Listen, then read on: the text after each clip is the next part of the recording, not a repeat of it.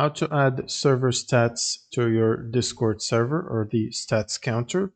First, you want to open up the Discord app and then you want to click on Discover.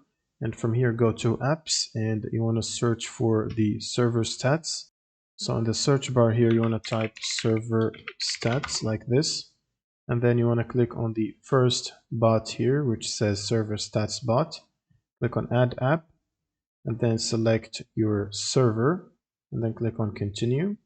Grant the required permissions and click on Authorize. And if for some reason you just can't add this bot, you can choose another one. So for example, the second one, Add App and authorize it to be added to your Discord server. And once you verify this check, it should be successfully added to your server. Now to set it up, first you want to come to a text channel to your Discord and then click on the bot, which is server stats. Now click on the setup command here. Click on clear, and then you want to basically select text channel, and the template is going to be default counters.